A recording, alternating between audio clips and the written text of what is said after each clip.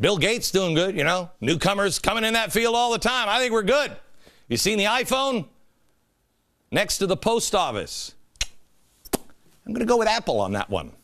By the way, the new internet bill being pushed, the one with the kill switch so the president can just shut down the internet anytime he feels it's necessary, contains new language. They rejected it last time. This language this time says that the federal government's designation of vital internet or other computer systems, quote, shall not be subject to judicial review. Oh, well, that sounds great.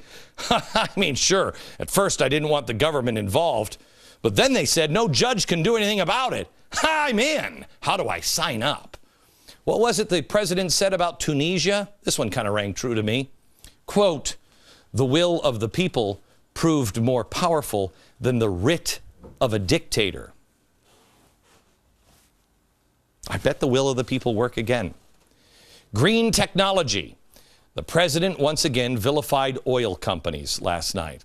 He wants us to stop using it and turn to wind and solar.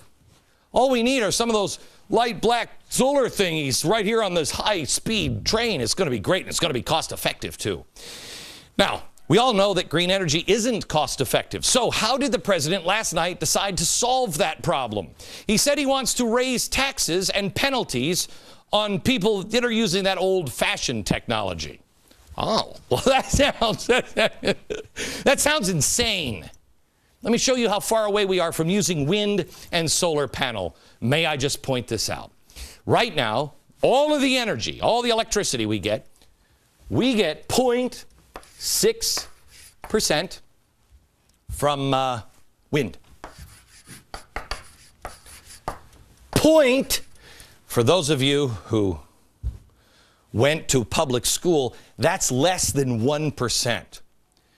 Now, how about solar? You ready? 1%. Those two combined, not 1% of our energy comes from solar or wind. How much do we get? You ready for this one? We get 2%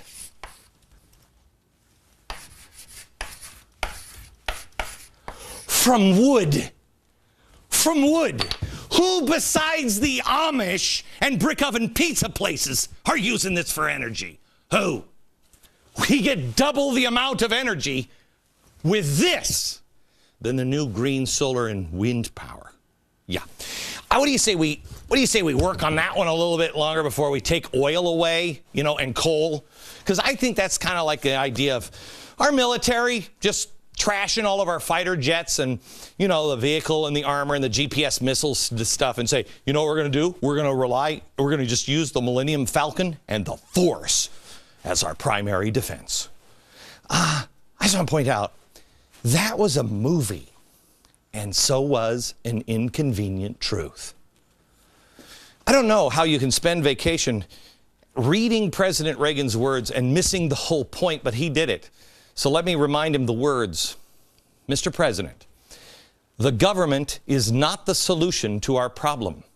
The government is the problem. Here's an idea. Let we the people sort it out. If someone creates cars that run on cheap magic fairy dust, guess what? We're all going to be driving fairy dust mobiles real fast.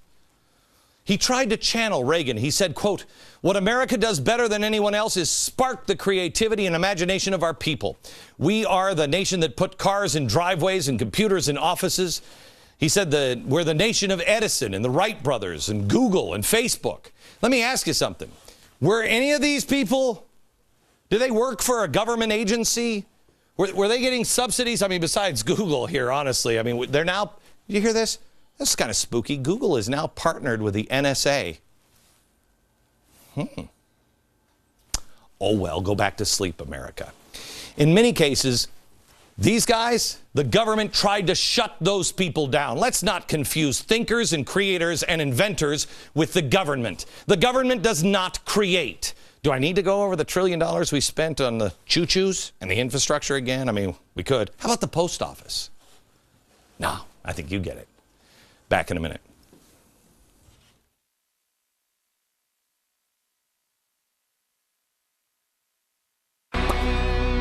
Here is the one thing that America should be debating, vigorously debating.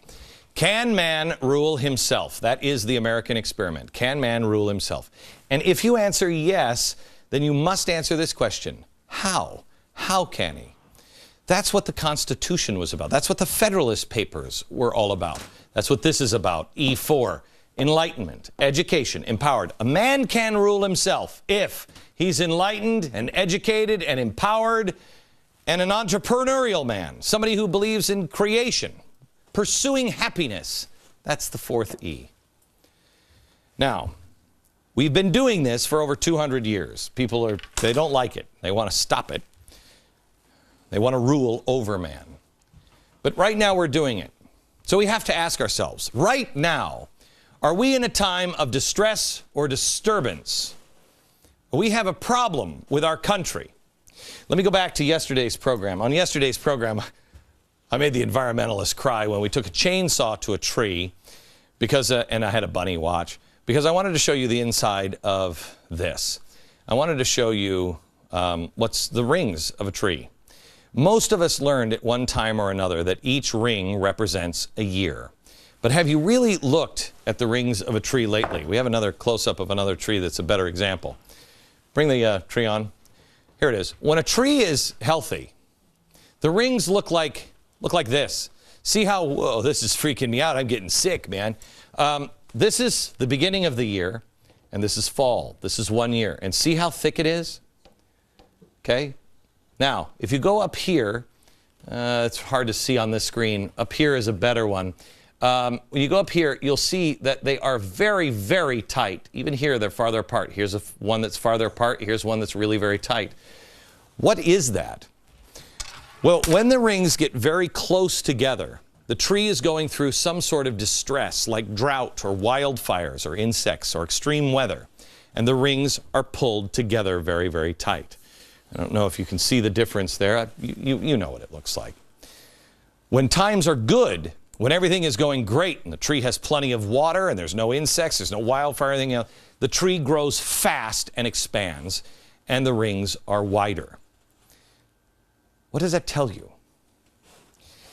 It means that Mother Nature even knows. A tree knows more than this Congress or president does. They adjust during the times. They hold back if resources are limited or if there is distress. If the tree grows too rapidly during the distressful times and says, I'm just going to keep growing, it's not able to handle the stress and it risks dying. It slows down to survive. One more example. You're flying a plane. Now, when you have a plane and you're a pilot and you're flying and you hit turbulence, the first reaction for any pilot who's a new pilot is to get through it as quickly as possible. And that's when they do that. They push up. But when the plane increases its speed, it hits the turbulence with more force and it creates more instability, putting more stress on the plane. What does an experienced pilot do? He knows the safest and best solution in turbulence is to pull back and slow the plane down, just like the tree. Don't speed up. There's trouble, there's turbulence. Slow it down. Experience is the only thing that teaches pilots that. When you slow down, you have a better chance of not making any more mistakes and the turbulence kind of slows down and you're going to be okay. When you are under stress, you slow down and you preserve your resources. What we have here in our nation is either a collection of inexperienced pilots, which is probably what it is because none of these guys have ever worked in the private sector, or they are just pushing the tree to grow faster and expand for a reason that you're going to have to decide on. But what they do in Washington isn't making sense, and we must not participate in that. We have to change our own life. If you want to fix it, we have to change our own life.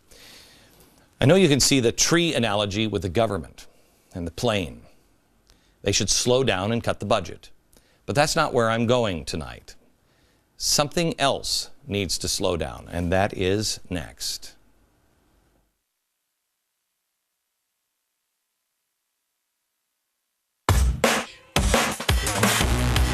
Want to know what it's really like to be Glenn for a day? You'll get the gory details, ice cream breaks and all. The guy who, tries to keep me in shape, I'm loading up now before he comes back and wrecks my life again. Next. All right. We have to, the whole world is telling us, speed up, get bigger, get bigger, have more stuff.